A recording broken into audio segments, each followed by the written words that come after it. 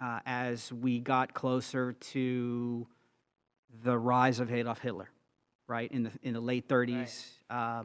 Then you had 80,000 is the number that came mostly from Poland, and they were running from anti-Semitism because the pogroms were in Russia, the pogroms were in Europe, in obviously Poland, Germany, and then right around, let's see, 1929 to 1939, the fifth Aliyah, 250,000, big number, right, from Germany and Eastern Europe, right, fleeing Nazism.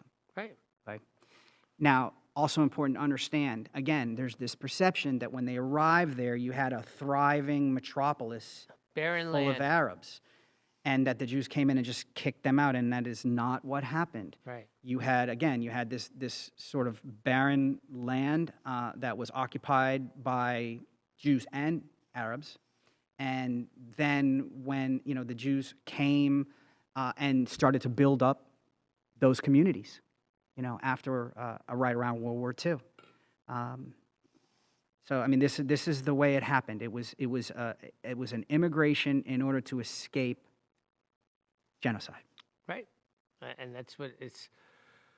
Either getting kicked out or returned to escape. There's never been a safe land for Jews. The United States, right? The United States relative, to all these other places. And now look at the United States is scary. It's scary. You have, listen, I've heard from many Jews and Israelis that feel safer in Israel now than they do here in the United States. Oh, for sure. That's a common theme I'm hearing right now. And this is part of the irony, is that Israel is necessitated by all of what we just discussed. Right. Because without a state, we are subject to the whims of whatever state is offering us refuge at the time.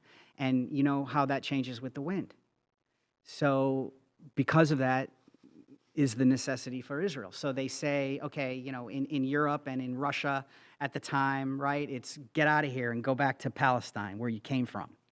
So then the Jews get out of there and they go back to Palestine where they came from, and then they're in Palestine where they came from, and it's get out of Palestine, go back to Poland where you came from. Right. So these are the arguments that we find ourselves faced with on a daily basis. Right.